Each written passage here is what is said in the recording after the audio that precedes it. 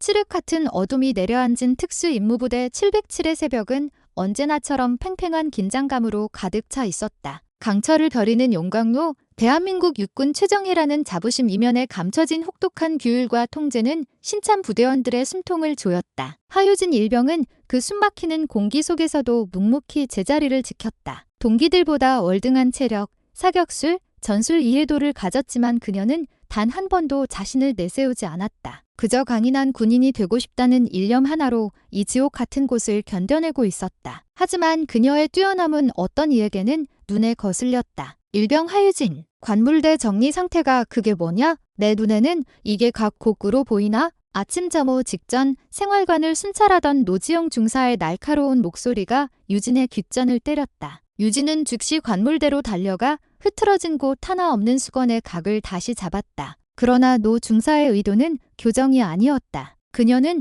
유진이 애써 맞춰놓은 각을 손으로 흩트려버렸다. 다시, 내가 여기 놀러 온 줄 알아? 아빠가 면회 온다고 하니까 마음이 풀렸나? 노 중사는 부대 내에서 독사로 불렸다. 특히 자신보다 뛰어난 기량을 보이는 후임 여군들에게 가혹하기로 악명이 높았다. 유진은 그녀의 주된 표적이었다. 유진이 특수부대원이었던 아버지를 존경해 입대했다는 사실을 안 뒤부터 괴롭힘은 더욱 심해졌다. 온실 속 하초가 얼마나 버티는지 보겠다는 노골적인 적이었다. 유진은 입술을 깨물고 묵묵히 다시 수건을 개켰다. 오늘은 몇 주 만에 아버지가 면회를 오는 날이었다. 그 생각 하나로 지난밤의 혹독한 야간 훈련도 버텨냈다. 대답 안 하나. 하유진, 아닙니다. 다시 정리하겠습니다. 노 중사는 코웃음을 치며 유진의 어깨를 강하게 밀치고는 생활관을 나갔다. 유진은 넘어진 몸을 일으키며 짧은 한숨을 내쉬었다. 괜찮다. 오늘 아버지를 만나면 아버지의 따뜻한 얼굴을 보면 이 모든 피로가 씻은 듯 사라질 것이다. 오전 훈련이 끝나고 드디어 면회 시간이었다. 유진은 상부에 보고된 대로 단정한 전투복 차림으로 면회실로 향했다. 저 멀리 위병소를 통과해 걸어오는 익숙한 인형이 보였다. 유진의 얼굴에 반년 만에 처음으로 환한 미소가 번졌다. 아빠, 하동욱. 유진의 아버지는 세월의 흔적이 엿보이는 평범한 중년 남성의 모습이었다. 값비싼 옷 대신 편안한 면바지에 낡은 점퍼를 걸친 모습. 그는 딸을 보자마자 걱정스러운 눈빛으로 달려와 유진의 손을 덥석 잡았다. 우리 딸 얼굴이 이게 뭐야? 왜 이렇게 해쓱해졌어?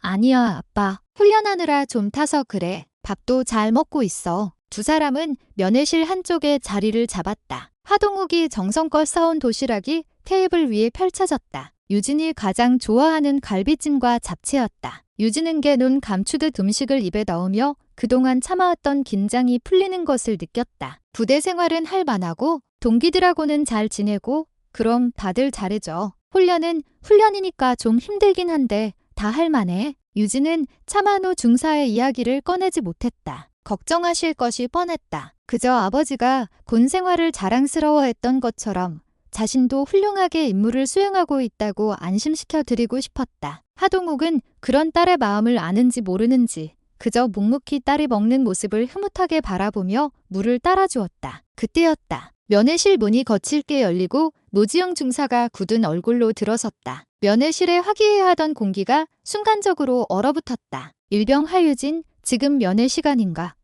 노 중사님, 지금 정규 면회 시간으로 말대꾸하지. 아침에 지적받은 관물대 정리는 끝냈나? 내무실 청소 상태는 확인했고 네가 지금 이 따뜻한 곳에서 도시락 까먹을 때가 아니지 않나? 노 중사의 목소리는 면회실의 다른 가족들에게까지 들릴 정도로 컸다. 유진의 얼굴이 하얗게 질렸다. 아버지 앞에서 이런 굴욕을 당하리라고는 상상도 못했다. 하동욱이 자리에서 일어났다. 그는 부드럽지만 단호한 목소리로 말했다. 노 중사라고 하셨습니까? 지금은 제 딸의 공식적인 면회 시간으로 알고 있습니다. 훈련이 아니라면 잠시 부녀 간의 대화를 나눌 수 있도록 배려해 주시면 안 되겠습니까? 노 중사는 하동욱을 위아래로 훑어보았다. 낡은 점퍼, 평범한 인상. 그녀는 노골적인 경멸을 담아 비웃었다. 아버님, 군대는 사회가 아닙니다. 이런 식으로 오냐오냐 키우니까 따님분이 부대에 적응을 못하는 겁니다. 군기를 잡는 것도 훈련의 연장입니다. 하유진, 따라와. 노 중사는 유진의 팔을 잡아 끌었다. 유진이 저항할 틈도 없이 면회실 밖 차가운 자갈이 깔린 연병장 앞으로 끌려 나왔다. 하동욱이 놀라 뒤따라 나왔다. 노 중사, 지금 뭐 하는 짓입니까? 노 중사는 하동욱의 외침을 무시하고 유진을 매섭게 노려보았다. 아빠 왔다고 눈에 뵈는 게 없나? 여기가 내 놀이터야? 정신 상태가 글러먹었어. 최정의 707에 이런 나약한 정신력을 가진 놈은 필요 없다. 그리고 다음 순간 상상조차 할 수 없었던 일이 벌어졌다. 노 중사가 신은 육중한 군화가 유진의 정강이를 그대로 걷어찼다. 왁! 둔탁한 소리와 함께 유진이 비명을 지르며 바닥에 쓰러졌다. 정강이 뼈를 그대로 가격당한 고통에 유진은 숨조차 제대로 쉬지 못했다. 면회실에서 이 광경을 지켜보던 다른 가족들의 입에서 경악의 탄식이 터져나왔다. 하동욱의 얼굴에서 모든 표정이 사라졌다. 방금 전까지 딸을 보며 인자하게 웃던 아버지의 모습은 온데간데 없었다. 그의 눈은 수만 년 묵은 빙하처럼 차갑게 가라앉았다. 지금 내 딸을 발로 찼나? 노 중사는 오히려 당당했다. 아버지가 보고 있다는 사실이 그녀의 가학성을 더욱 부채질했다. 보신 그대로입니다. 이런 식으로라도 패지 않으면 정신을 못 차립니다. 아버님 같은 민간인이 함부로 끼어들 곳이 아니란 말입니다. 하동욱은 더 이상 대꾸하지 않았다. 그는 천천히 품 안에서 낡은 휴대폰 하나를 꺼냈다. 스마트폰이 아닌 버튼이 달린 구형 폴더폰이었다. 노 중사는 저런 고물 휴대폰으로 어디에 신고라도 하려는가 싶어 피식 웃었다. 하동욱은 익숙하게 단축 번호 하나를 길게 눌렀다. 신호음이 한번 울리기도 전에 상대방이 전화를 받았다. 나다. 하동욱의 목소리는 낮고 조용했지만 그 안에 담긴 무게감은 주변 공기마저 짓누르는 듯했다. 김 장군인가? 그래. 자니가 지금 어디에 있든 상관없네. 707 부대다. 노 중사의 얼굴에 떠올랐던 비웃음이 서서히 옅어졌다. 김 장군? 설마? 아니, 훈련 상황 아니다. 실제 상황이다. 하동욱의 시선은 바닥에 쓰러져 신음하는 딸에게 고정되어 있었다. 자네 군단직 할 깜찰팀 전원, 그리고 헌병대 특수임무대까지 동원할 수 있는 모든 감사 인력을 이끌고 당장 여기로 오게. 30분 준다. 헬기를 띄우든 뭘 하든 30분 안에 도착해. 노 중사는 무언가 잘못되었음을 직감했다. 하지만 이미 늦었다. 내가 지금 내 딸이 우리 군인이 부대 안에서 간부에게 폭행당하는 것을 두 눈으로 보고 있네. 이 부대 밑바닥부터 모조리 뒤집어 엎어야겠네. 단 한 놈도 빠짐없이. 알겠나? 전화를 끄는 하동욱이 노 중사를 바라보았다. 그의 눈은 더 이상 인간의 눈이 아니었다. 자네 이름과 계급이 뭐라고 했지? 노지영 중사의 다리가 사시나무 떨듯 떨리기 시작했다. 그녀는 자신이 지금 누구 앞에서 무슨 짓을 저질렀는지 어렴풋이 깨닫기 시작했다. 하지만 그녀가 대답하기도 전에 저 먼 하늘에서부터 거대한 괴음이 들려오기 시작했다. 부대 전체가 발칵 뒤집혔다. 처음에는 단순한 소음이었다. 하지만 그 소음은 순식간에 지축을 흔드는 괴음으로 변했다. 두두두. 고막을 찢을 듯한 프로펠러 소리가 707 부대 상공을 뒤덮었다. 훈련 스케줄에 없던 소리였다. 뭐야? 적기 출현이야? 아니야. 저건 우리 헬기다. 수리온? 아니, 블랙호크다. 휴식을 취하던 부대원들이 막사 밖으로 뛰쳐나왔다. 그리고 그들은 믿을 수 없는 광경을 목도했다. 검은색 기체의 육중한 헬기 세대가 부대 상공을 선회하더니 정식 헬기 착륙장이 아닌 부대의 심장부, 중앙연병장을 향해 곧장 하강하기 시작했다. 비상 상황이 아니고서는 절대 있을 수 없는 일이었다. 헬기가 내뿜는 강력한 하강풍에 연병장의 흙먼지가 폭풍처럼 휘몰아쳤다. 나뭇가지가 부러지고 막사 창문이 요란하게 덜컹거렸다. 면회실 앞에 서 있던 노지영 중사는 그 자리에 얼어붙었다. 그녀의 얼굴은 이미 하얗게 질려 있었다. 가장 먼저 착륙한 헬기에서 검은 전투복을 입은 헌병 특수임무대 특임대 대원들이 쏟아져 나왔다. 그들은 헬기에서 내리자마자 연병장 주변을 통제하며 방어선을 구축했다. 두 번째 헬기에서는 철모를 쓴 장교들과 감찰부 소속 간부들이 서류 가방을 들고 뛰어내렸다. 그리고 마지막 세 번째 헬기의 문이 열렸다. 가장 먼저 전투화가 땅을 딛고 육중한 체구의 한 사내가 내렸다. 그의 전투 헬멧에는 빛나는 별 3개가, 가슴에는 육군 중장 김태훈이라는 이름표가 선명하게 박혀 있었다. 육군 군단장. 그것도 최정예 특수전 사령부를 지휘하는 그의 준 군단의 지휘관이었다. 김태훈 중장은 헬기에서 내리자마자 주변을 둘러볼 틈도 없이 흙먼지를 뒤집어 쓴 채 낡은 점퍼 차림으로 서 있는 한 남자에게로 폭풍처럼 돌진했다. 부대 전체가 숨을 죽였다. 김태훈 중장은 하동욱의 몇 걸음 앞에서 눕 멈춰 섰다. 그리고 그의 거대한 몸이 대한민국 육군의 삼성 장군이 아스팔트가 부서져라 발을 내리찍으며 거수경례를 붙였다. 충성, 참모총장님, 명받았습니다. 군단장 중장 김태훈, 지시하신 대로 전 병력 이끌고 도착했습니다. 참모총장님, 참모총장님. 그 단어가 연병장에 모인 모든 장병의 뇌리에 번개처럼 내리꽂혔다. 707 부대 전체를 통솔하는 여단장 준장도 그들의 상급 부대인 특수전사령관 중장도 아닌 대한민국 육군 서열 1위 육군 참모총장 노지영 중사의 눈앞이 하얘졌다. 다리가 풀려 그 자리에 주저앉을 뻔한 것을 간신히 버텼다. 자신이 방금 군화발로 걷어찬 그 나약한 신병의 아버지가 이 나라 육군의 최고 사령관이었다. 하동욱은 김 중장의 요란한 경례를 받지 않았다. 그는 여전히 차가운 눈으로 바닥에 쓰러진 딸을 가리켰다. 김 장군, 내 딸이다. 김태훈 중장의 시선이 쓰러진 하유진 일병에게로 향했다. 그리고 그녀의 곁에 서서 어쩔 줄 몰라 하는 노지영 중사를 발견했다. 김 중장의 얼굴이 삽시간의 분노로 일그러졌다. 그는 이미 오는 헬기 안에서 참모총장의 보좌관을 통해 대략의 상황을 전해 들은 터였다. 저 간부가 감히 총장님의 따님께 내 딸이라서가 아닐세.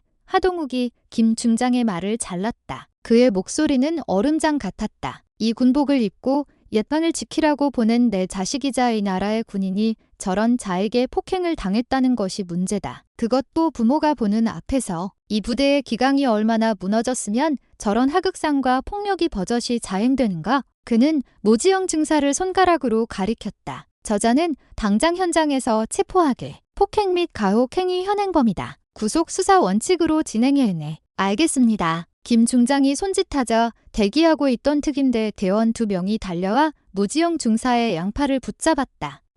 아닙니다.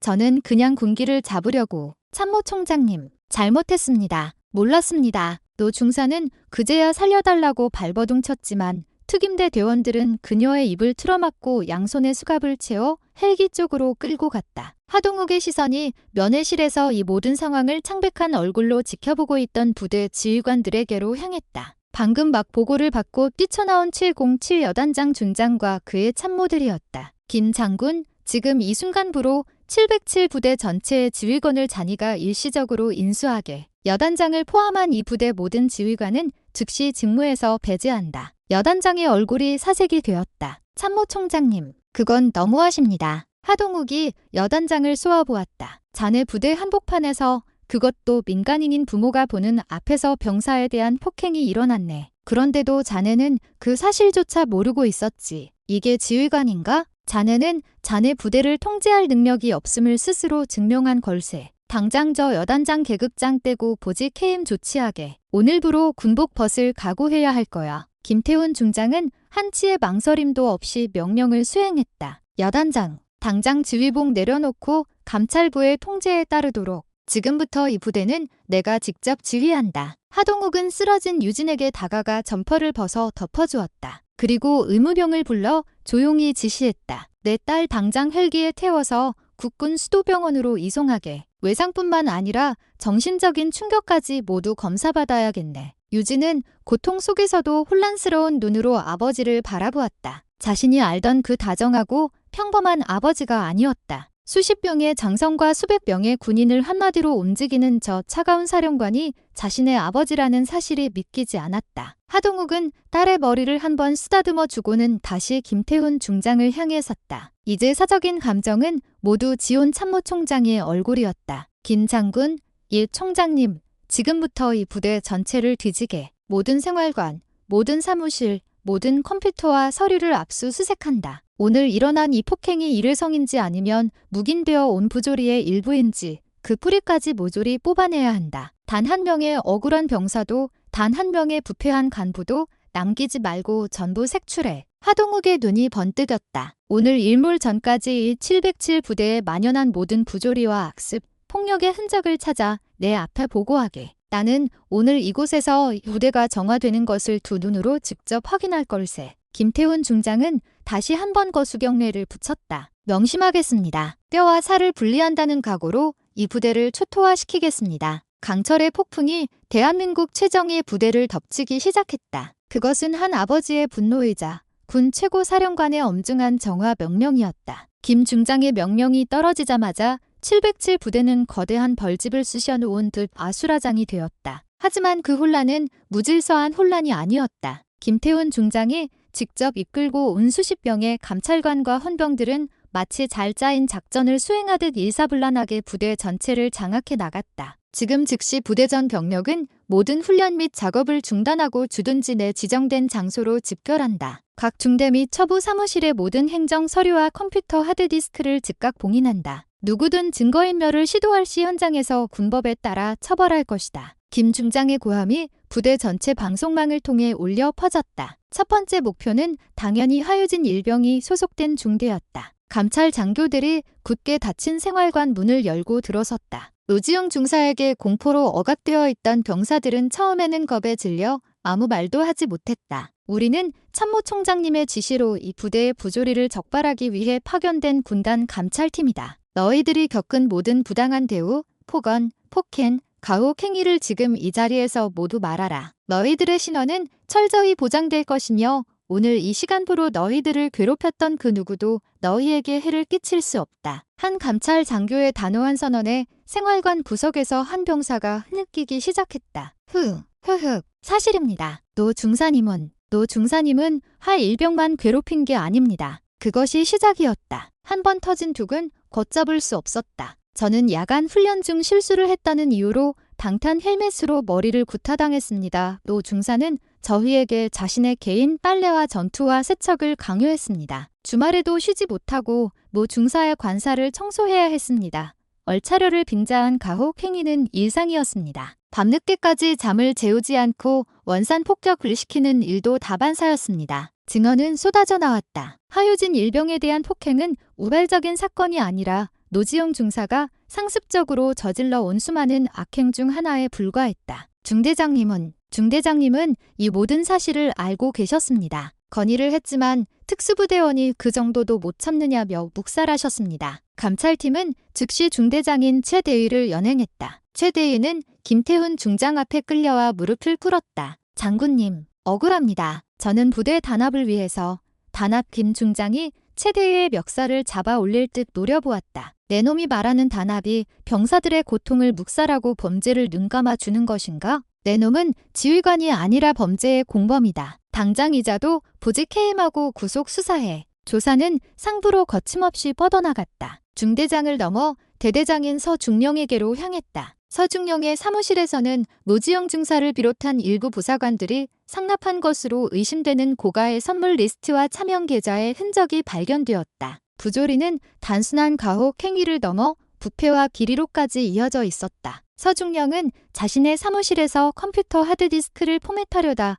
현장에서 헌병들에게 체포되었다. 그는 자신이 참모총장의 딸을 건드린 부대의 지휘관이라는 사실을 깨닫고 절망했다. 한편 하동욱은 여단장실을 임시 지휘통제실로 삼아 김태훈 중장으로부터 실시간으로 보고를 받고 있었다. 그는 창밖으로 혼란에 빠진 부대를 말없이 내려다보고 있었다. 그의 표정은 여전히 차가웠지만 그 속에는 깊은 슬픔과 실망감이 어려 있었다. 자신이 평생을 바쳐 지켜온 군대가, 그것도 최정예라는 부대가 이렇다는 사실에 대한 환멸이었다. 총장님, 김 중장이 땀으로 젖은 얼굴로 들어와 보고했다. 노지영 중사의 개인 관물대에서 불법으로 소지하고 있던 가스총과 폭행에 사용된 것으로 보이는 단단한 목재를 발견했습니다. 또한 다른 피해, 병사들의 진술을 확보한 결과 단순 폭행이 아닌 특수 폭행 및 상해, 혐의 적용이 가능한 것으로 판단됩니다. 하동욱은 고개를 끄덕였다. 법대로 처리하게. 군법이 허용하는 최고형을 구형하도록 해 일벌백계 해야 한다. 그리고 여단장과 대대장의 직무 유기 및 일부 비리 혐의도 포착되었습니다. 특히 대대장은 노 중사의 악행을 비호해주는 대가로 정기적으로 향응을 제공받은 정황이 있습니다. 싹 다 잘라내게.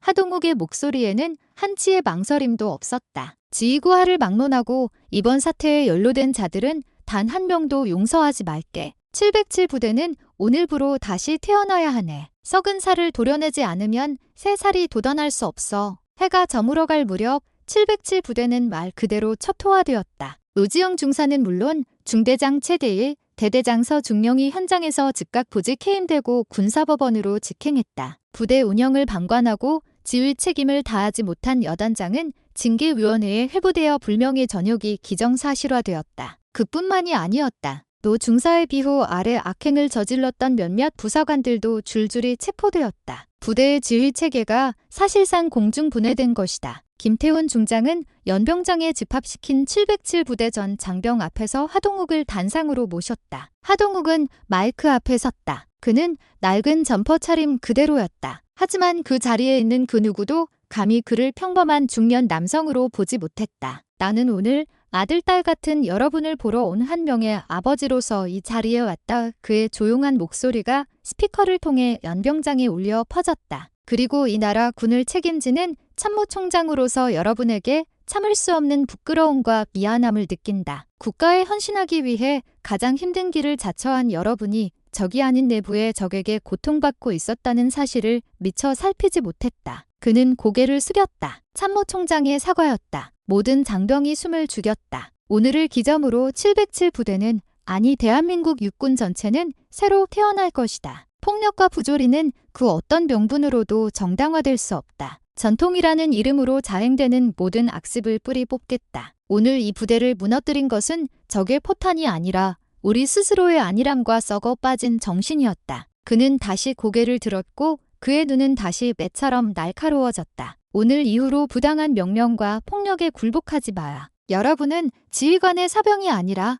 국가의 군인이다. 만약 또다시 이런 일이 발생한다면 누구든 직책과 계급에 상관없이 나에게 직접 보고하라. 내가 이 군복을 입고 있는 한 여러분이 겪는 억울함을 절대 외면하지 않겠다. 하동욱은 연설을 마치고 단상에서 내려왔다. 김태훈 중장이 그의 곁으로 다가왔다. 총장님, 부대 정리는 저희가 맡겠습니다. 이제 그만 따님이 있는 병원으로 가보셔야 하지 않겠습니까? 하동욱은 그제야 긴장이 풀리는 듯 짧은 한숨을 내쉬었다. 그는 헬기를 향해 걸어가며 마지막 명령을 내렸다. 김 장군, 오늘 체포된 자들 그리고 앞으로 밝혀질 모든 연루자들은 지휘구하를 막론하고 법이 정한 가장 엄중한 대가를 치르게 할 걸세. 군복을 입을 자격이 없는 자들은 단 한순간도 이 신성한 제복을 입고 있게 해서는 안 된다 명심하겠습니다. 헬기가 칠흑 같은 어둠 속으로 떠올랐다. 아래를 내려다보는 하동욱의 눈에는 초토화된 707 부대의 모습이 담겨 있었다. 이것은 끝이 아니라 거대한 정화의 시작일 뿐이었다. 국군 수도병원 특실, 하유진 일병은 깨끗하게 소독된 환자복을 입고 침대에 누워 있었다. 정강이에는 붕대가 감겨 있었지만 다행히 뼈에는 이상이 없다는 진단을 받았다. 하지만 그녀를 더 힘들게 하는 것은 육체적 고통이 아니었다. 자신이 알던 다정한 아버지가 사실은 대한민국 육군서열 1위 참모총장이라는 사실, 그리고 그 아버지가 자신 때문에 부대 하나를 통째로 뒤집어 엎었다는 현실. 유진은 혼란스러웠다. 문이 열리고 하동욱이 들어섰다. 그는 헬기에서 내리자마자 이곳으로 달려온 참이었다. 낡은 점퍼는 벗어 던지고 이제는 전투복이 아닌 깔끔한 정장 차림이었다. 하지만 그의 얼굴에는 깊은 피로감이 서려 있었다. 유진아, 몸은 좀 어떠냐? 괜찮아요. 뼈도 안 다쳤대요. 어색한 침묵이 흘렀다. 유진이 먼저 입을 열었다. 왜 말씀 안 하셨어요? 아빠가 그런 분이라는 거. 하동욱은 딸의 침대 옆 의자에 조용히 앉았다. 말할 필요가 없다고 생각했다. 아빠는 그 전에 아빠이고 싶었지 참모총장으로 보이고 싶지 않았어. 네가 군대에 가겠다고 했을 때도 아빠의 지위 때문이 아니라 정말 군인이 되고 싶어하는 너를 믿었다. 내 스스로의 힘으로 당당하게 서길 바랐어. 하지만 결국 아빠 힘을 빌렸잖아요. 제 힘으로는 아무것도 못했어요. 너 중사님한테 그렇게 당하고도 저는 그냥 바보같이 참기만 했어요. 유진의 눈에 눈물이 고였다. 최정의 특수부대원이라는 자부심은 산산조각 났다. 결국 그녀는 참모총장 아빠 뒤에 숨은 나약한 딸에 불과했다. 하동욱은 딸의 손을 부드럽게 잡았다. 아니다, 유진아. 넌 내 힘으로 버틴 거다. 그 지옥 같은 곳에서 아빠에게 티 한 번 내지 않고 훈련을 완수했어. 넌 내 딸이라서가 아니라 그 자체로 훌륭한 군인이다. 오늘 일은 내 잘못이 아니야. 썩은 물을 제때 걸러내지 못한 아빠의 잘못이고 군 전체의 잘못이다. 그는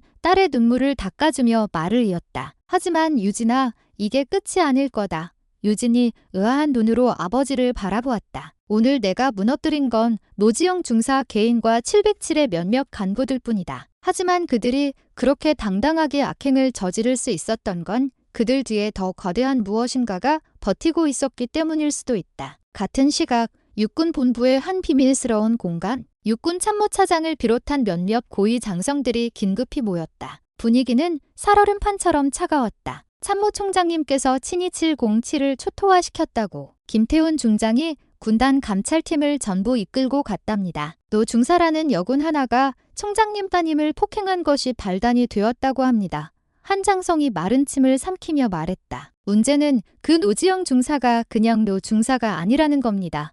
참모차장의 미간이 좁혀졌다. 무슨 뜻인가? 노 중사는 현 국회 국방위원장인 신정우 의원의 조카입니다. 신 의원이 자기 지역구 관리를 위해 육군에 특별히 부탁해서 707로 꽂아 넣은 인물입니다. 방 안의 공기가 싸늘하게 식었다. 신정우 의원, 국회 국방위원회 수장으로 군 예산과 인사에 막강한 영향력을 행사하는 거물 정치인이었다. 707의 여단장과 대대장이 노 중사의 악행을 알면서도 묵인했던 이유, 어쩌면 비호했던 이유가 명백해지는 순간이었다. 이런 일이 복잡하게 됐군. 참모총장께서도 이 사실을 아시나? 아직은 모르는 것 같습니다. 하지만 김태훈 중장이 저렇게 뒤지고 있으니 모 중사의 뒷배경이 드러나는 건 시간 문제입니다. 참모차장은 골치가 아프다는 듯이 머리를 짚었다. 신정우 의원이 가만히 있지 않을 텐데 자기 조카가 현행범으로 체포되고 군사재판에 넘어갔다는 소식을 들으면 당장 내일 아침부터 육군 본부에 불벼락이 떨어질 거다. 어떻게든 수습해야 하지 않겠습니까? 총장님께는 죄송하지만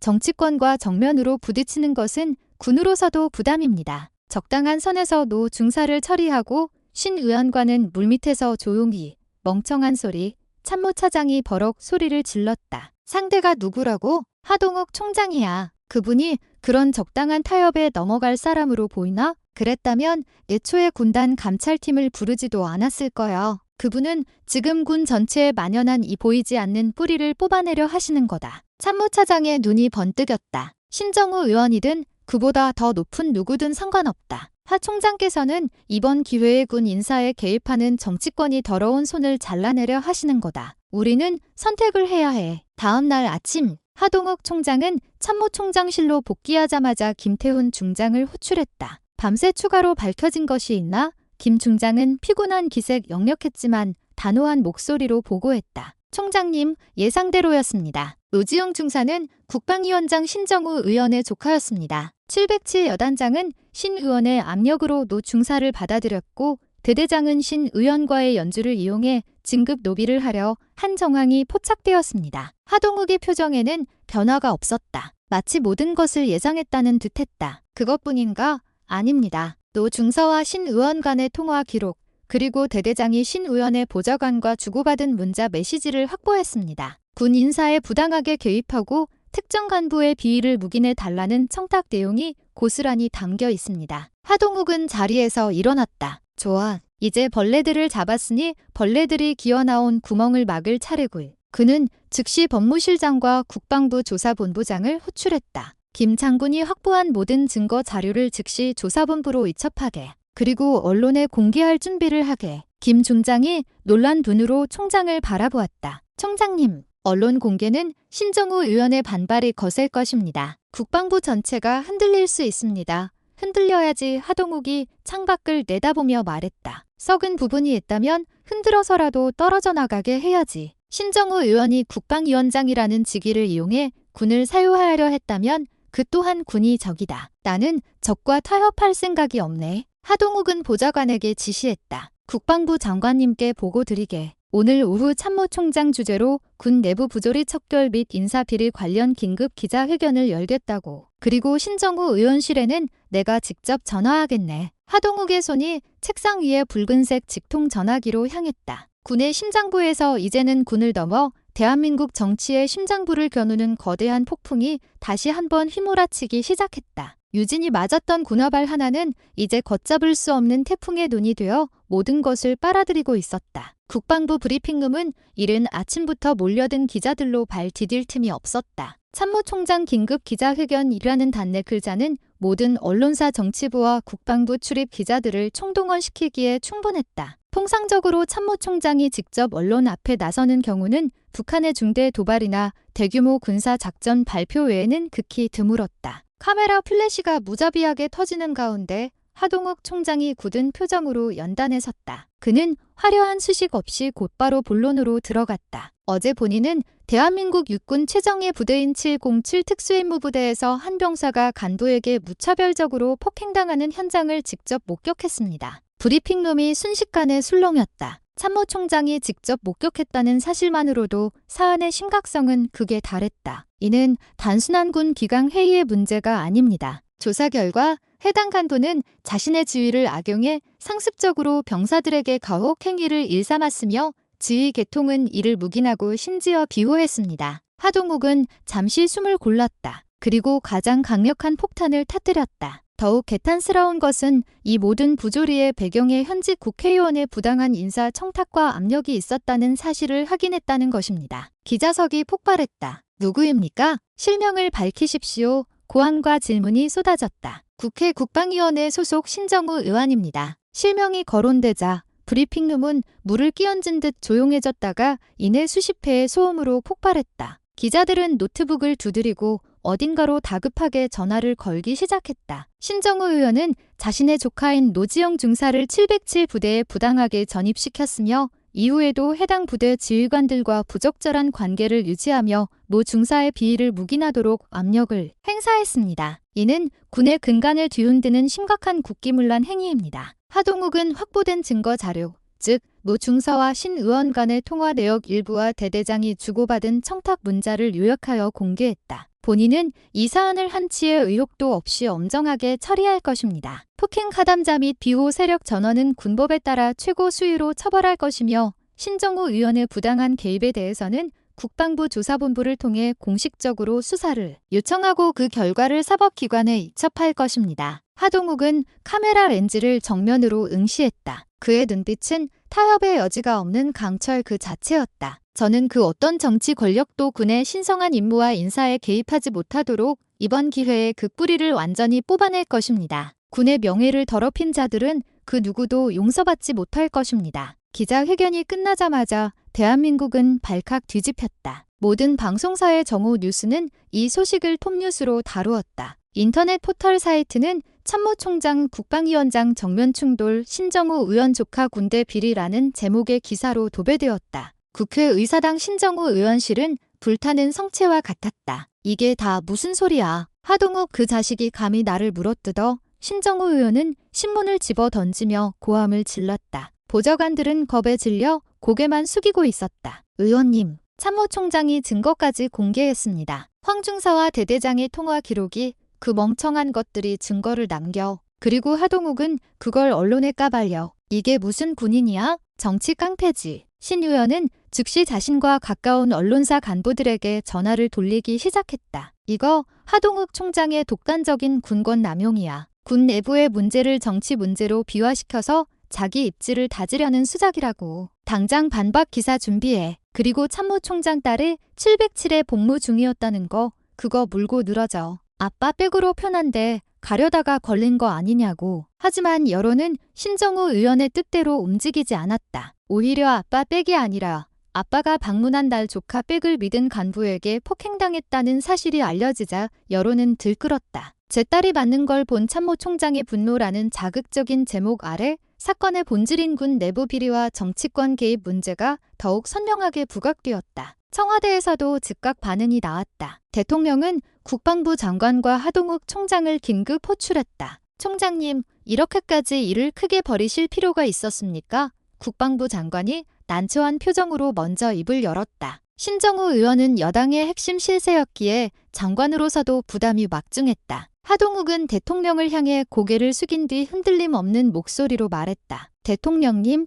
군은 신뢰가 생명입니다. 정치권이 군 인사에 개입하고 급백을 믿고 하급자가 상급자처럼 행동하며 병사들을 폭행하는 군대를 국민이 어떻게 신뢰하겠습니까? 썩은 뿌리는 지금 도려내지 않으면 군 전체를 고사시킬 것입니다. 대통령은 한동안 하동욱을 묵묵히 바라보았다. 강직하고 타협을 모르는 성정. 그것이 바로 자신이 하동욱을 참모총장에 임명한 이유였다. 좋습니다. 하 총장 대통령이 결단을 내렸다. 군 내부의 적폐를 청산하는 일에 여여가 따로 있을 수 없습니다. 국방부 장관은 참모총장과 협력하여 국방부 조사본부와 검찰을 포함한 모든 수사력을 동원해 이번 사태의 진상을 명명백히 밝히십시오. 신정호 의원뿐만 아니라 그 어떤 인물이 연루되어 있더라도 성역 없는 수사를 진행하고 국민 앞에 모든 것을 투명하게 공개하십시오. 이번 일로 군이 환골탈퇴하는 계기를 만드십시오. 모든 책임은 내가 지겠습니다. 최고 통수권자의 재가가 떨어졌다. 하동욱에게 날개가 달린 격이었다. 그는 청와대를 나오자마자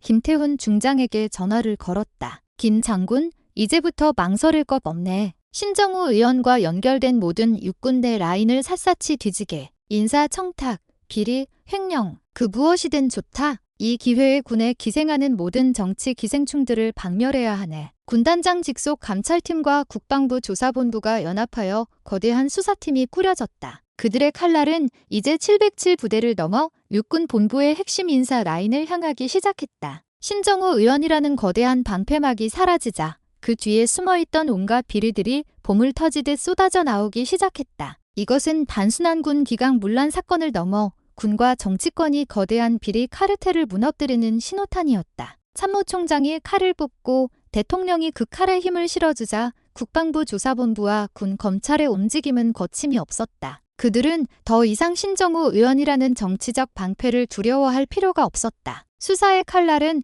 707 부대를 넘어 신정호 의원의 입김이 닿았던 육군 본부 인사참모부의 몇몇 핵심 장교들에게로 향했다. 신정호 의원실에서 특정 인물의 진급을 청탁한 리스트를 확보했습니다. 707 대대장이 모 중사의 비위를 묵인하는 대가로 신 의원 측으로부터 다음 진급 심사에서 편의를 봐주겠다는 약속을 받은 녹취 파일을 발견했습니다. 증거는 차고 넘쳤다. 신정호 의원은 자신의 조카를 시작으로 자신에게 충성하는 이들을 군직에 심으려 했고 일부 부패한 군 간부들은 그 줄을 잡기 위해 부조리를 묵인하고 동조했다. 거대한 군 정유착 카르텔의 실체가 드러난 것이다. 특히 문제가 된 것은 노지영 중사 같은 부적격 인원들이 백 하나로 최정예 부대에 배치되면서 묵묵히 훈련에 매진하던 실력 있는 군인들이 불이익을 받았다는 사실이었다. 하유진 일병이 노 중사의 표적이 된 이유도 어쩌면 유진의 뛰어난 능력이 자신의 무능함과 부조리함을 더욱 도드라지게 만들었기 때문일 수 있었다. 수사망이 좁혀오자 신정호 의원은 최후의 발악을 시작했다. 그는 국회에서 긴급 기자회견을 자청했다. 이 모든 것은 하동욱 참모총장의 정치적 쇼입니다. 자신의 딸이 연루된 불미스러운 일을 덮고 군을 장악하기 위해 멀쩡한 국회의원에게 누명을 씌우는 것입니다. 저는 하동욱 총장을 무고 및 명예훼손으로 고소할 것입니다. 신 의원은 눈물까지 흘리며 억울함을 호소했다. 하지만 바로 그 순간 기자회견장 뒤편의 대형 스크린에 국방부 조사본부가 제공한 새로운 영상이 재생되었다. 그것은 신정호 의원이 자신의 사무실에서 707 여단장과 대대장을 만나 노골적으로 노 중사의 편의를 봐달라고 말하는 장면이 담긴 몰래 카메라 영상이었다. 심지어 두꺼운 돈 봉투가 오가는 장면까지 선명하게 잡혀 있었다. 이게 뭐야? 당장 꺼. 누가 저걸 틀었어? 신 의원이 경악하며 소리쳤지만 이미 늦었다. 영상은 실시간으로 전국에 송출되고 있었다. 이것은 하동욱 총장이 준비한 결정적인 한방이었다. 여론은 돌아설 수 없는 강을 건넜다. 신정우 의원은 그 자리에서 조사를 받기 위해 출동한 검찰 수사관들에게 연행되었다. 국방위원장의 현직 의원이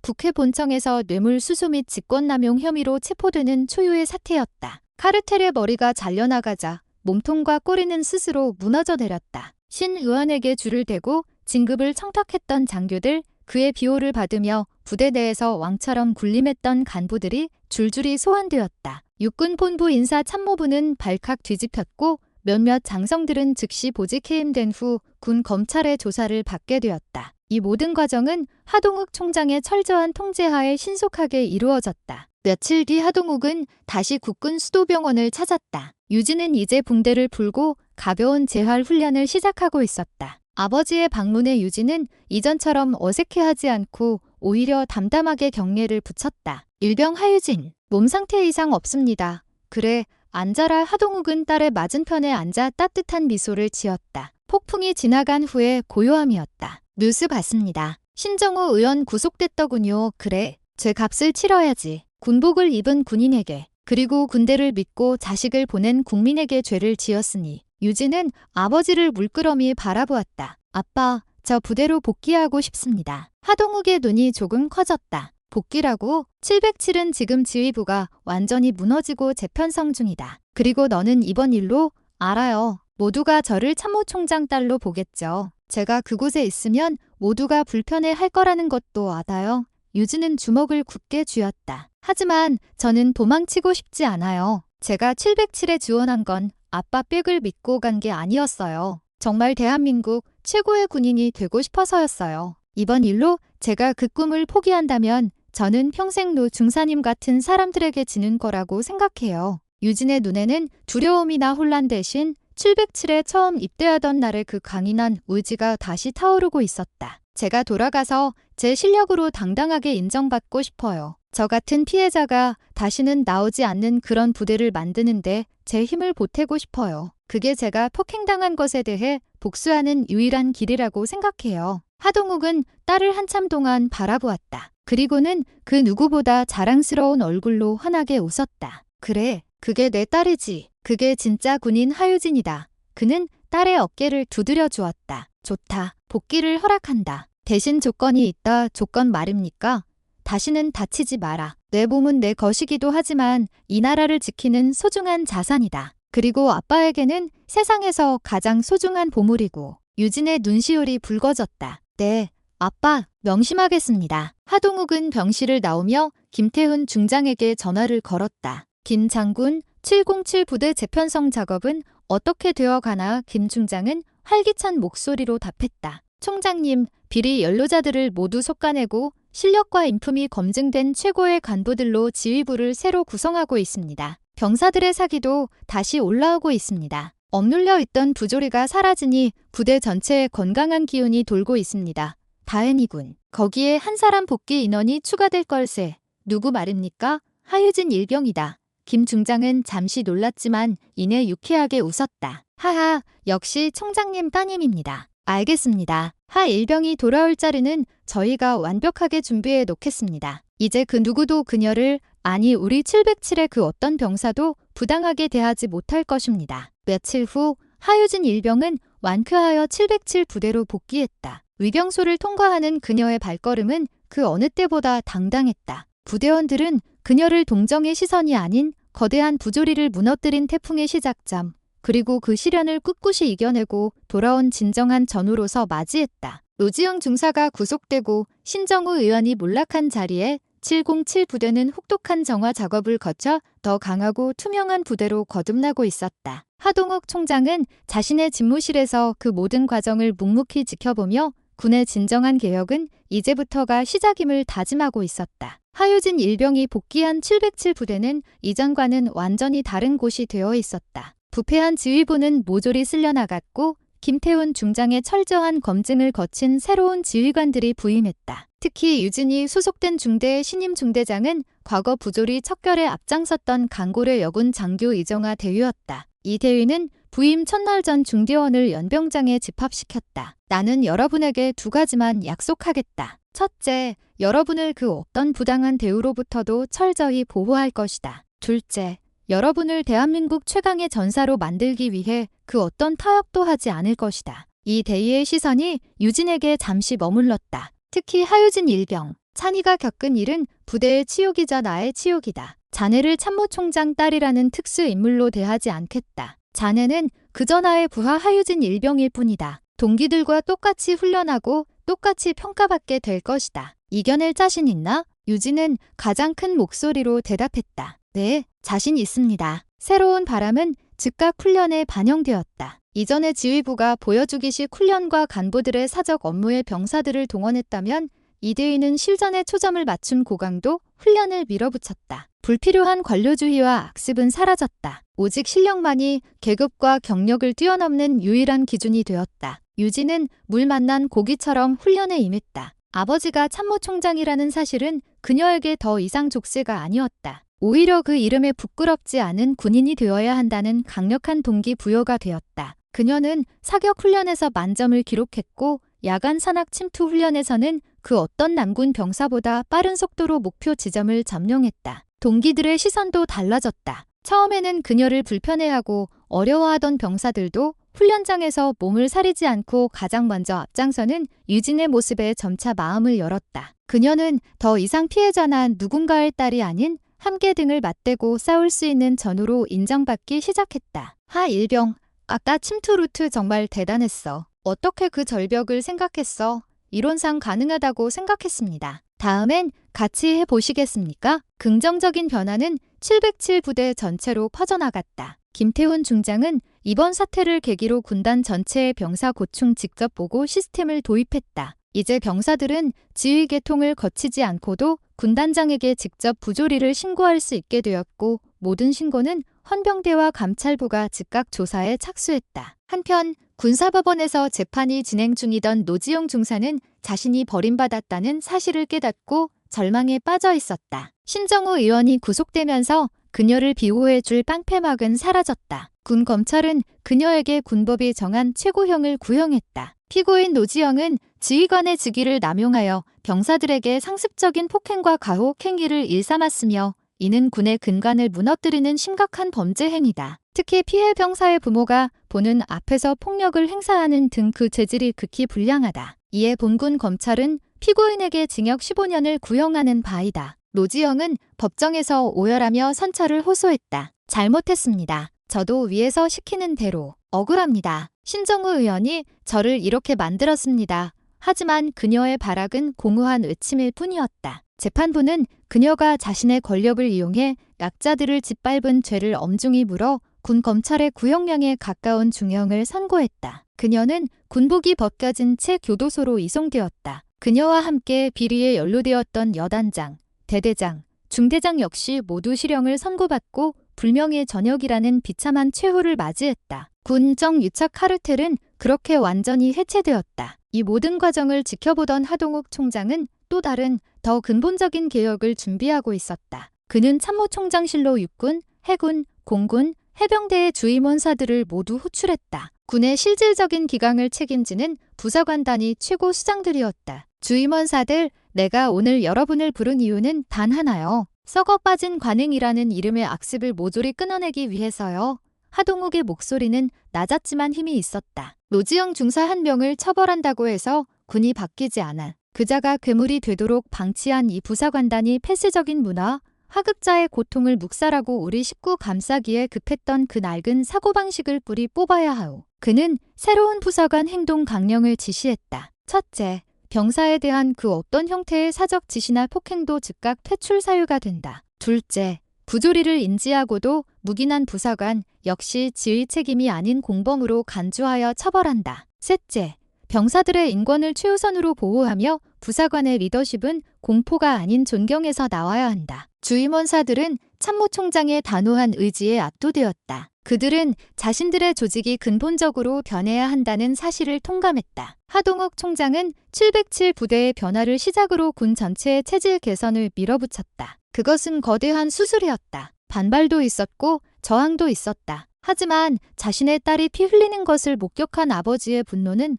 군 최고 사령관의 냉철한 결단력과 합쳐져 그 어떤 저항도 무력화시켰다. 시간이 흘러 하유진 일병은 상병으로 진급했다. 그녀는 이제 중대의 핵심 요원이 되어 있었고 새로 들어온 신병들을 이끄는 리더가 되어 있었다. 이정아 대위가 유진을 불렀다. 하상병, 이번에 새로 신설되는 특수임무여군 팀의 팀장 하사 후보로 자네를 추천했네. 훈련 성적, 리더십 모두 최고 점수를 받았어. 군인의 길을 계속 걸어볼 생각 있나? 유진은 한치의 망설임도 없이 경례를 붙였다. 네, 기회를 주신다면 최선을 다하겠습니다. 그녀는 더 이상 아버지의 그늘에 기댄 나약한 병사가 아니었다. 지옥 같은 시련을 겪고 스스로의 힘으로 일어선 강인한 전사였다. 그녀의 눈은 대한민국을 지키는 가장 날카로운 칼날처럼 빛나고 있었다. 707에 불어온 새로운 바람은 그렇게 하유진이라는 희망의 씨앗을 키워내고 있었다. 하유진 상병이 전문 하사 후보생으로서 새로운 훈련에 매진하고 있을 무렵 하동욱 총장의 대대적인 군 개혁은 육군을 넘어 전군으로 확대되고 있었다. 군수 비리, 인사청탁, 성군기 문란 등 수십 년간 골마있던 환부들이 가차없이 도련해졌다. 군은 투명해지고 강해졌지만 그 과정에서 기득권을 잃은 세력들의 반발 또한 거세지고 있었다. 그 중심에는 불명예 전역이라는 치욕을 당한 구시대의 장성들과 신정우 의원의 몰락으로 정치적 입지가 좁아진 일부 세력들이 있었다. 그들은 하동욱 총장을 무너뜨리기 위해 은밀하게 결탁하기 시작했다. 하동욱이 너무 날뛰고 있어. 군을 자기 사조직처럼 주무르고 있다고 대통령의 신임이 두터우니 전공법으로는 안 돼. 그의 가장 약한 고리를 쳐야 해. 그들의 시선이 향한 곳은 단 한 곳, 바로 707 부대에서 복무 중인 하유진 하사진이었다. 어느 날 익명의 투서 한 장이 국방부 기자실과 일부 야당 의원실에 동시에 배달되었다. 내용은 충격적이었다. 현 참모총장의 딸 하유진 하사, 아버지의 백을 이용해 특수임무여군 팀장으로 특혜 선발 의혹. 신임 중대장 이정하 대위는 참모총장의 입김으로 부임한 인물이며 두 사람 간의 부적절한 유착 관계가 의심됨. 투서는 매우 구체적이고 악의적이었다. 유진이 노 중사 사건 이후 외상 후 스트레스 장애 판정을 받았음에도 불구하고 아버지가 군 병원을 압박해 진단 기록을 조작하고 무리하게 부대에 복귀시켰다는 거짓 정보까지 포함되어 있었다. 이 투서는 즉각 정치권이 불쏘시개가 되었다. 신정우 의원의 전당과 야당 의원들은 이때다 싶어 국회에서 문제를 제기했다. 참모총장이 자신의 딸을 위해 부대를 사유화하고 있습니다. 또 중사 사건은 결국 자기 딸을 위한 보복이었으며 이제는 딸에게 완장까지 채워주려 하고 있습니다. 이것이야말로 진정한 국기문란입니다. 언론은 다시 한번 들끓었다. 며칠 전까지만 해도 하동욱 총장의 개혁을 지지하던 여론이 앞다 찬스라는 자극적인 프레임에 서서히 흔들리기 시작했다. 하동욱 총장은 즉각 참모총장실에서 긴급 대책 회의를 소집했다. 이건 명백한 음해다. 707의 잔당 세력과 정치권이 구태 세력이 결탁한 더러운 공작이야. 한 보좌관이 조심스럽게 말했다. 총장님, 여론이 심상치 않습니다. 일단 하유진 하사진을 다른 부대로 전출시키고 이정하 대위도 그만. 하동욱이 단호하게 말을 끊었다. 우리가 여기서 물러서는 순간 저들의 공작이 사실임을 인정하는 꼴이 되네. 내 딸은 그리고 이 대위는 누구보다 당당하게 자신의 실력으로 그 자리에 선 군인들이야. 저들의 비겁한 공작에 우리가 무릎을 꿇는다면 우리가 추진해 온 개혁은 물거품이 되고 군은 다시 과거로 돌아가게 될 걸세. 하지만 총장님, 이대로 가다간 총장님의 입지까지 위험해집니다. 대통령께서도 부담을 느끼실 겁니다. 내 입지는 중요하지 않아.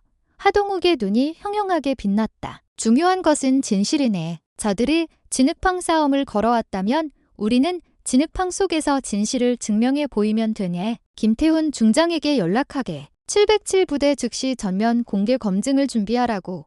전면 공개 검증 말입니까? 그렇다. 국회 국방위원들 그리고 모든 언론사 기자들을 707 부대로 초청하게. 그리고 하유진 하사진이 포함된 특수임무여군 팀의 선발 과정과 훈련 내용을 단 하나도 숨김없이 모두 공개하는 걸세. 이것은 엄청난 도박이었다. 군사 기밀의 보고인 최정예 특수부대의 훈련을 외부에 공개한다는 것은 전례가 없는 일이었다. 707 부대. 이정하 대위가 유진을 불렀다. 하하사, 지금 밖에서 무슨 말이 도는지 알고 있나? 들었습니다. 유진의 표정은 담담했다. 자네에게 쏟아지는 모든 의혹을 자네 스스로의 힘으로 증명해 보여야 하네. 내가 자네를 특혜로 뽑았다는 저들의 주장이 얼마나 헛소리인지 저들 면전에서 직접 보여주게. 이건 자네 개인의 명예뿐만 아니라 우리 707 부대 전체 그리고 자네 아버님께서 추진하시는 개혁의 성패가 달린 일이다.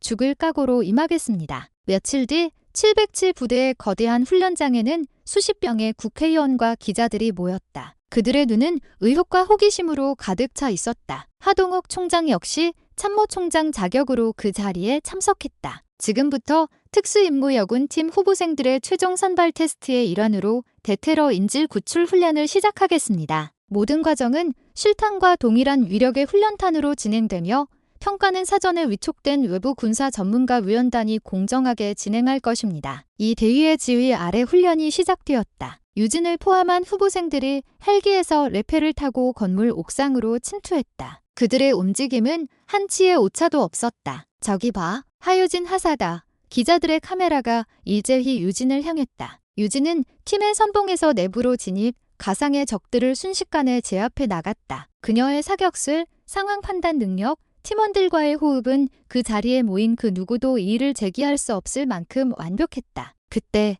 음해 세력이 심어놓은 돌발 상황이 발생했다. 훈련의 마지막 단계, 인지를 구출해 쾌로로 이동하는 순간 예상치 못했던 장소에서 가상의 적이 추가로 나타났다. 이것은 시나리오에 없던 일이었다. 의혹을 제기했던 한 야당 의원이 매수된 훈련 통제관과 짜고 벌인 함정이었다. 위험해 가상의 적이 유진이 보호하던 인지를 향해 총구를 겨누었다. 그 순간 유진은 망설임 없이 자신의 몸을 날려 인지를 감쌌다. 동시에 정확하게 적의 머리를 향해 훈련탄을 발사했다. 당.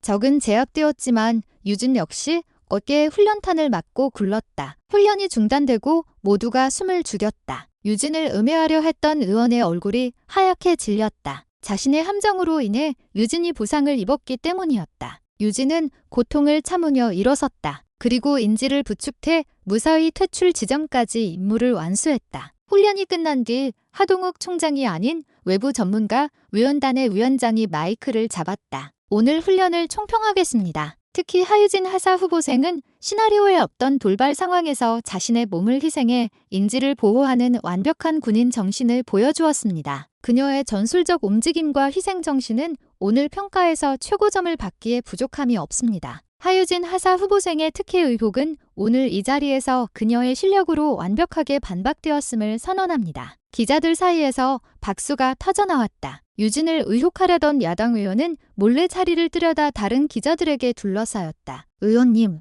방금 돌발 상황은 의원님이 개입하신 겁니까? 특혜가 아니라 실력이라는 것이 증명됐는데 사과하실 겁니까? 하동욱 총장은 훈련장을 걸어 나와 땀과 먼지로 범벅이 된 딸의 앞에 섰다. 그는 아무 말 없이 참모총장으로서 딸에게 거수경례를 붙였다. 하유진 하사, 오늘 임무 수행 정말 훌륭했네. 자네는 대한민국 군인의 표상이야. 유진 역시 눈물이 그렁한 채로 아버지에게 경례를 붙였다. 충성, 감사합니다. 그림자의 역습은 오히려 하유진의 진가를 증명하는 무대가 되었고 하동욱 총장의 개혁에 더 강력한 힘을 실어주는 계기가 되었다. 썩은 뿌리를 옹호하려는 그림자들은 결국 스스로의 함정에 빠져 몰락하고 말았다. 공개 검증 시연회는 대성공이었다. 하유진 하사의 실력과 희생정신은 모든 언론을 통해 대서특필되었고 그녀에게 아빠 찬스라는 오명을 씌우려던 세력들은 역풍을 맞고 처참하게 무너졌다. 훈련에 의도적으로 개입하려 했던 야당 의원은 국민적 지탄을 받고 정계를 은퇴해야 했으며 그 배후에서 자금을 댄 구시대 군 장성들 역시 군 검찰의 추가 수사를 받고 남은 연금마저 박탈당하는 신세가 되었다. 하동욱 총장의 군 개혁은 국민적 지지라는 순풍을 탔다. 군은 그 어느 때보다 투명하고 강력한 조직으로 재편되고 있었다. 하유진 하사는 정식으로 특수임무여군 팀의 팀장이 되었다. 그녀가 이끄는 팀은 707대에서도 가장 혹독한 훈련을 소화하며 최정예 팀으로 자리매김했다. 그녀는 더 이상 참모총장 딸이 아닌 실력으로 인정받는 하 팀장이었다. 평화로운 일상이 이어지던 어느 날 대한민국 전역에 긴급 경보가 울렸다. 현재 시각 동해상에서 신원 비상의 무장 세력이 우리 측 상선을 납치, 현재 북방한계선은 옐예 인근 해역으로 도주 중. 해당 선박에는 우리 국민 20명이 탑승 중인 것으로 확인됨. 합동참모본부 합참지휘통제실은 순식간에 전쟁터를 방불케 했다. 하동욱 총장은 즉시 위기 대응팀을 가동하고 작전 회의를 소집했다. 적의 정체는 아직 불분명합니다. 하지만 이들의 항해술과 무정 수준으로 보아 단순 해적이 아닌 고도로 훈련된 전문 군사 집단으로 추정됩니다. 인질로 잡힌 상선은 빠른 속도로 북쪽을 향하고 있었습니다. NLL을 넘어가면 사실상 구출 작전이 불가능해지는 일촉즉발의 상황이었다. 해군 특수전전단 디트를 즉각 투입 준비시키게 총장님, 문제가 있습니다. 현재의 디트 주력팀은 서해에서 한미연합 훈련에 투입되어 즉각 대응 가능한 병력이 부족합니다. 하동욱의 미간이 좁혀졌다. 가용한 최정예 부대가 어디인가? 가장 빨리 현장에 투입될 수 있는 부대. 작전 본부장이 다급하게 보고했다. 707입니다. 707 공수특전여단이 현재 동해안 인근에서 강화 훈련 중입니다. 헬기로 이동 시 1시간 내 현장 도착 가능합니다. 하동욱의 심장이 순간 멎는 듯했다. 707. 그곳에는 자신의 딸 하유진 하사가 있었다. 707 여단장 연결해. 하동욱은 사적인 감정을 억눌렀다. 지금 그는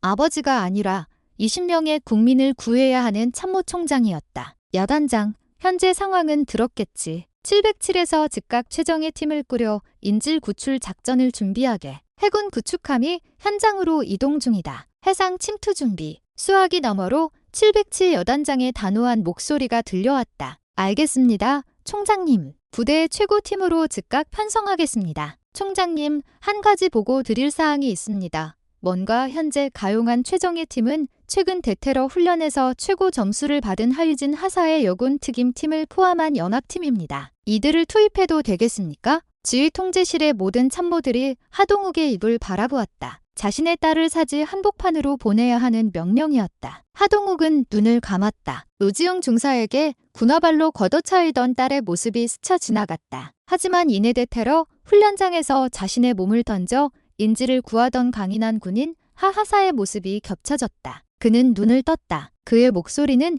그 어느 때보다 단단했다. 하유진 하사는 내 딸이기 이전의 대한민국 최정예 특수부대원이다. 작전 능력에 의심이 없다면 당장 투입하게. 국민의 생명이 최우선이다. 작전을 승인한다. 명 받겠습니다. 하유진 하사는 훈련장에서 막 복귀하자마자 긴급 출동 명령을 받았다. 하 팀장, 실제 상황이다. 동해상에서 피랍된 상선, 인질 20명. 10분 내로 무장 완료하고 헬기에 탑승하라. 이정하 대위가 유진의 어깨를 강하게 붙잡았다. 하하사, 이건 훈련이 아니다. 가서 배운 대로만 하게. 그리고 반드시 모두 살아서 돌아와라. 유진은 비장한 표정으로 경례를 붙였다. 팀장 하유진, 임무 완수하고 반드시 복귀하겠습니다. 칠흑 같은 어둠이 내린 동해. 거친 파도를 헤치고 피랍된 상선이 북쪽으로 달리고 있었다. 그 뒤를 대한민국 해군의 구축함이 바짝 뒤쫓고 있었다. 상공에는 707 대원들을 태운 침투용 헬기가 맴돌고 있었다. 하 팀장, 지금부터 고속 강화로 선박에 침투한다. 어팀은 선교를, B팀은 기관실을 장악한다. 하 팀장의 여군 특임팀은 인질이 억류된 것으로 추정되는 선원실로 직행한다. 인질의 안전이 최우선이다. 작전 개시. 유진은 헬기 문가에 섰다. 아래는 칠흑 같은 바다와 거칠게 흔들리는 상선 갑판뿐이었다. 팀원들 호흡 맞춰 간다. 유진이 가장 먼저 로프를 타고 상선 갑판으로 뛰어내렸다. 타격, 타격. 707 대원들이 순식간에 갑판을 장악했다. 무장 세력들이 격렬하게 저항했다. 총성이 울려 퍼지고 사방에서 불꽃이 튀었다. 합참 지휘 통제실. 하동욱 총장은 위성으로 전송되는 작전 상황을 실시간으로 지켜보고 있었다. 그의 등은 땀으로 흠뻑 젖어 있었지만 얼굴은 얼음처럼 차가웠다. 하 팀장, 선원실 진입. 유진과 팀원들이 선원실 문 앞에 섰다. 문 안쪽에서 인질들의 비명 소리와 무장 세력의 고함 소리가 들려왔다. 셋에 진입한다. 하나, 둘, 셋.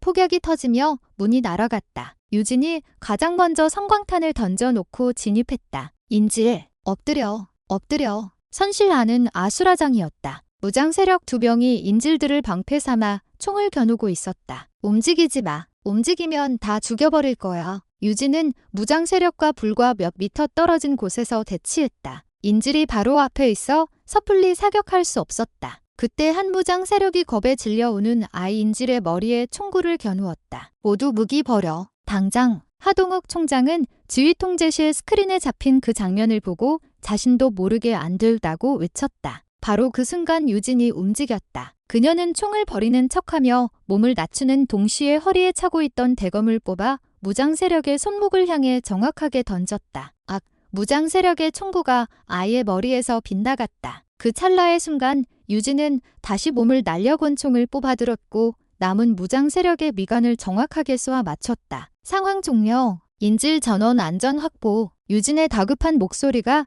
지휘 통제실에 울려 퍼졌다. 하동욱 총장은 그 자리에 주저앉을 뻔한 몸을 간신히 추슬렀다. 참모들이 환호성을 질렀다. 해냈습니다. 총장님, 인질 전원 무사합니다. 하동욱은 떨리는 손으로 마이크를 잡았다. 하유진 하사, 아니, 하 팀장, 수고했다. 국민을 구해줘서 고맙다. 즉시 복귀하라. 수화기 너머로 짙은 화약 냄새와 거친 숨소리 속에서 유진의 목소리가 들려왔다. 충성, 복귀하겠습니다. 총장님, 그것은 아버지가 딸에게 그리고 참모총장이 군인에게 보내는 최고의 찬사였다. 작전은 완벽한 성공이었다. 단 한 명의 인질 피해도 없이 무장 세력 전원을 제압하고 선박을 되찾았다. 하유진 하사와 707 팀원들은 국민적 영웅이 되었다. 복귀한 707 부대에는 김태훈 중장과 하동욱 총장이 직접 방문했다. 이번에는 감찰을 위한 방문이 아니었다. 포상과 격려를 위한 방문이었다. 연병장에 도열한 707 대원들, 특히 목숨을 걸고 작전을 수행한 하유진 하사의 팀 앞에 하동욱 총장이 섰다. 본 참모총장은 오늘 이 자리에 선 여러분이 한없이 자랑스럽다. 하동욱은 하유진 하사에게 다가가 그녀의 가슴에 빛나는 충무공 문장을 직접 달아주었다. 하유진 하사, 그대는 극한의 상황에서 자신의 목숨을 걸고 국민의 생명을 구했다. 이는 대한민국 군인에게 주어진 가장 숭고한 임무를 완수한 것이다. 그대의 용기와 헌신에 깊은 경의를 표한다. 유진이 경례를 붙였다. 충성, 감사합니다. 두 사람의 시선이 허공에서 마주쳤다. 아버지와 딸로서가 아닌 상관과 부하로서, 그리고 서로의 임무를 완벽하게 수행해낸 두 명의 군인으로서 나누는 교감이었다. 며칠 뒤 하동욱 총장은 대통령에게 조용히 사의를 표명했다. 대통령님, 저의 소임은 여기까지인 것 같습니다. 군의 부조리를 척결하고 실전에서 승리할 수 있는 강한 군대를 만드는 것이 제게 주어진 임무였습니다. 이제 그 기반은 다졌다고 생각합니다. 대통령은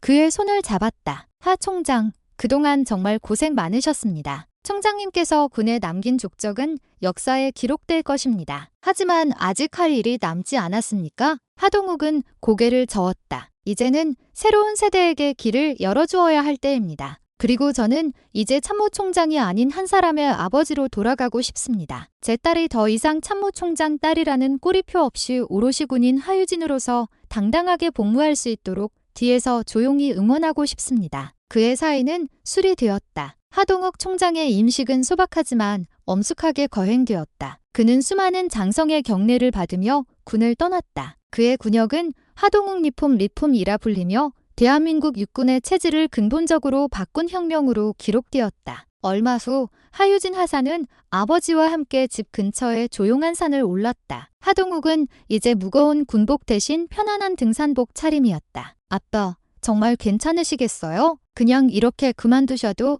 유진이 걱정스러운 듯 물었다. 하동욱은 산 정상에서 멀리 도시를 내려다보며 웃었다. 유진아, 아빠는 군 생활 동안 단 한순간도 후회 없이 살았다. 그리고 마지막 임무는 내 딸이 나보다 더 훌륭한 군인이 될 수 있는 토대를 만들어주는 것이었지. 이제 그 임무도 완수했다. 그는 딸의 어깨를 감쌌다. 처음 네가 노 중사에게 맞았을 때 아빠는 온 세상이 무너지는 것 같았다. 그 순간 나는 참모총장이 아니라 그저 무력한 아버지였어. 내 딸 하나 지키지 못하는 군대가 어떻게 국민을 지킬 수 있겠느냐는 분노가 치밀었다. 그래서 결심했다. 다시는 너와 같은 피해자가 나오지 않는 군대를 만들겠다고. 네가 흘린 눈물이 이 나라 군대를 정화하는 시작점이 될 거라고. 너는 그걸 해낸 거다. 유진아, 네가 겪은 고통이 헛되지 않았던 거야. 유진의 눈에 다시 한번 눈물이 고였다. 하지만 이번에는 슬픔이나 억울함의 눈물이 아니었다. 아빠,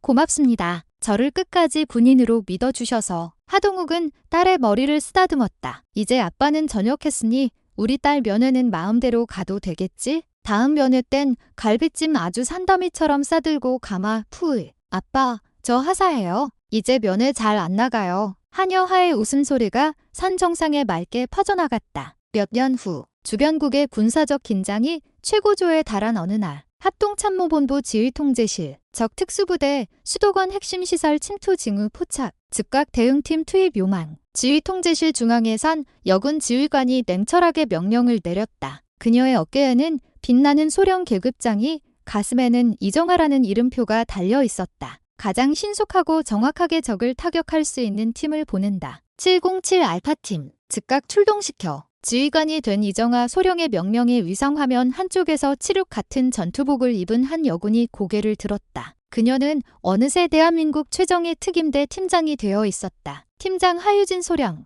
임무 받았습니다. 즉각 출동하겠습니다. 하유진 소령은 헬기에 오르며 굳게 쥔 주먹을 바라보았다. 노지영 중사에게 걷어차였던 그날의 굴욕, 아버지가 군 전체를 뒤바꾸던 그날의 충격, 그리고 인지를 구출하던 그날의 격전, 그 모든 시련이 그녀를 지금 이 자리에 서게 했다. 그녀는 더 이상 누군가의 딸이 아니었다. 그녀는